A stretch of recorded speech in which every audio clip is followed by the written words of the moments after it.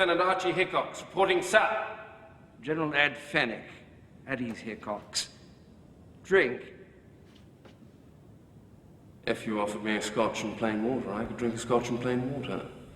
That a boy, Lieutenant. Make it yourself like a good chap, will you? The bars and the globe.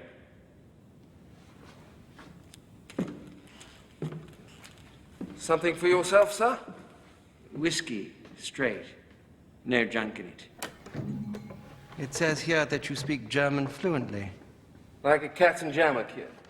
And your occupation before the war? I'm a film critic. List your accomplishments. Well, sir, such as they are, I write reviews and articles for a publication called Films and Filmmakers. And I've had 2 books published. Impressive. Well, don't be modest, Lieutenant. What are their titles? The first book was called Art of the Eyes, the Heart, and the Mind, a study of German cinema in the 20s. And the second one was called 24-Frame Da Vinci. It's a subtextual film criticism study of the work of German director G.W. Pabst. What should we drink to, sir? Well, down with Hitler. All the way down, sir. Yes. Are you familiar with German cinema under the Third Reich? Yes. Obviously, I haven't seen any of the films made in the last 3 years, but I'm familiar with it. Explain it to me. Pardon, sir? Well, this little escapade of ours requires a knowledge of the German film industry under the Third Reich. Explain to me Ufa under Goebbels. Goebbels considers the films he's making to be the beginning of a new era in German cinema, an alternative to what he considers the Jewish German intellectual cinema of the 20s, and the Jewish-controlled dogma of Hollywood. How's he doing? Frightfully sorry, sir. Once again? You say he wants to take on the Jews at their own game. Well, compared to, say, Louis B. Mayer. How's he doing? Quite well, actually. Since Goebbels has taken over, film attendance has steadily risen in Germany over the last 8 years.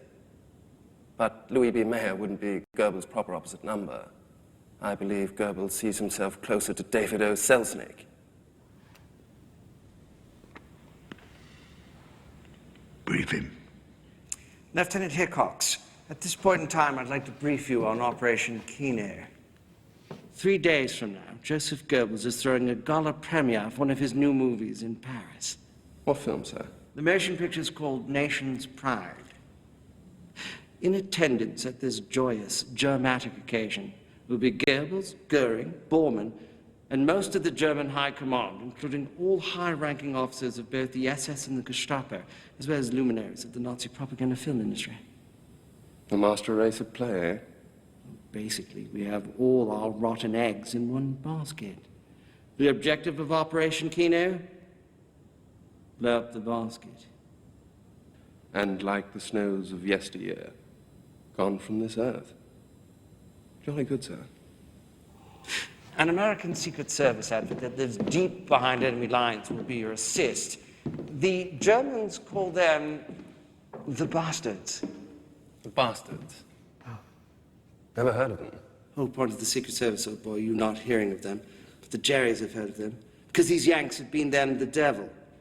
You'll be dropped into France, about 24 kilometers outside of Paris. The Bastards will be waiting for you. First thing, you'll go to a little village called Nadine.